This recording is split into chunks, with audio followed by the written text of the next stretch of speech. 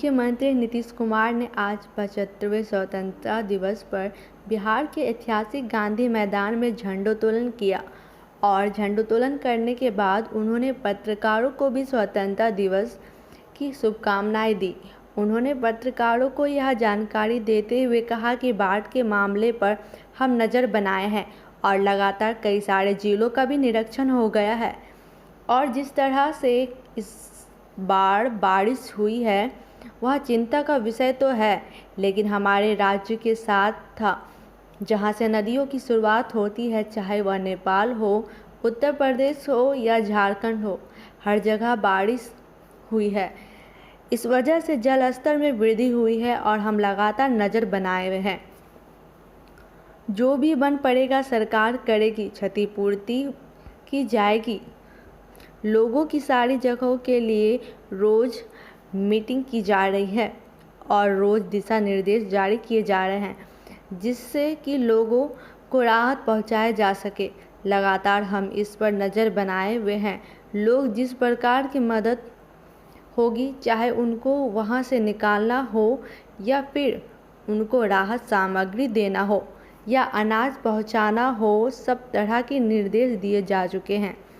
या फिर जो फसल का नुकसान हुआ है वहाँ भी लोगों की मदद की जा सकी, इसको लेकर भी दिशा निर्देश जारी किए गए हैं। एक बार हमने सारे जगहों का निरीक्षण कर लिया है, लेकिन हम रोज़ इस पर नज़र बनाए हुए हैं और चिंता तो होती ही है। बाढ़ को लेकर तो हम नज़र बनाए रखेंगे और जिस प्रकार का मदद चाहिए होगा उस प्रकार का मदद किया जाएगा। युवाओं को मिल रहा है, युवतियों को मिल रहा है, इसको आगे भी जारी रखना। तो ये सब काम कर रहे हैं और इस बार जब काम मिला है तो हम लोगों ने मिलकर के 7 निश्चय 2 की शुरुआत कर दी है। उसके लिए क्या क्या काम हम लोग सब कर रहे हैं। अब जो कुछ भी काम पहले हम लोग देते थे, जो अनुसूचित जाति, अनुसूचित जनजाति और अति पिछड़े वर्ग के लोगों को हम जो मदद कर रहे थे, 5 लाख रुपया अगर वो कोई व्यापार करना चाहते हैं, कोई उद्योग लगाना चाहते हैं, काम करना चाहते हैं, तो 5 लाख रुपये का अनुदान और 5 लाख रुपया ऋण बिना कोई टैक्स के, ये सिलसिला हम लोगों ने शुरू किया था। और अब इस बार हम लोगों ने तय कर दिया कि किसी भी वर्ग की महिलाएं होंगी, यानी अनुसूचित जाति, जनजाति और अति पिछड़े वर्ग के पुरुष हो या स्त्री हो, उनको तो सुविधा मिलती थी।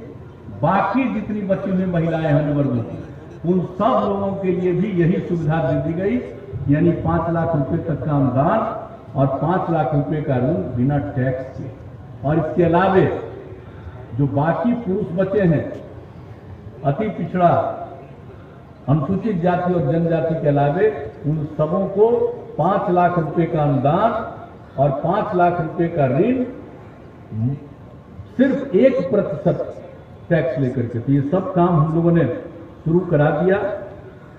हर तरह से एक एक चीज को काम किया जा रहा है। और आप जानते हैं पहले हम लोगों ने क्या किया, बढ़ावा देने के लिए, लड़कियों में पढ़ाई को बढ़ावा देने के लिए, अगर इंटर पास करती थी महिलाएं और अविवाहित हैं तो उनको 10,000 रुपये, और कोई 12 ग्रेजुएट हो जाती थी तो उनको देते थे 25,000 रुपये। और अब कर दिया है कि इंटर पास करेगी महिला तो उसको देंगे 25,000 रुपये, और ग्रेजुएट हो जाएगी तो उनको देंगे 50,000 रुपये। तो ये सब काम शुरू कर दिया है हम लोगों ने कि कौन कौन चीज हम आपको बताते रहे, ध्यान रखिएगा।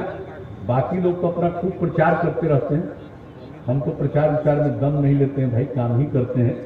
बहुत आवश्यक चीजों की सूचना देनी है, वही प्रचार में जाता है। हम लोग अपने हक में बहुत ज्यादा कुछ नहीं करते रहते हैं, काम में ही ज्यादा लगे रहते हैं। तो एक एक चीज का हर तरह से, और आप जानते ही हैं बाल हृदय योजना की शुरुआत की गई कि जिसके हृदय में छेद जिन बच्चे बच्चियों को होता है उसी को कहा बाल हृदय योजना। अब उसके लिए भी 7 निश्चय 2 में तय कर दिया गया उनके इलाज के लिए। तब तक 80 बच्चों का प्रशांति फाउंडेशन के सहयोग से अहमदाबाद के सत्य साई अस्पताल में इलाज करेगा। तो ये सब काम कर रहे हैं कि जिसके हृदय में छेद है जिन बच्चे बच्चियों को, उनको भी बचाने का काम, ये सब हम लोगों के नए 7 निश्चय 2 में है। और हर तरह से जो भी हो रहा है, युवाओं के रोजगार हेतु आधुनिक तकनीकी प्रशिक्षण, गांव में स्ट्रीट लाइट, साफ सफाई, कचरा प्रबंधन की व्यवस्था, शहरों में भी जल निकासी की व्यवस्था, कचरा प्रबंधन की सुविधा और शहरों में वृद्धाश्रम, वृद्ध लोगों के रहने के लिए आश्रम बनाना, ये इसकी शुरुआत हम लोगों का है। और शहरी गरीबों के लिए बहुमंजिला आवासन की व्यवस्था करना और सप्ताह गृहों में के साथ मोक्ष धाम के निर्माण की योजना।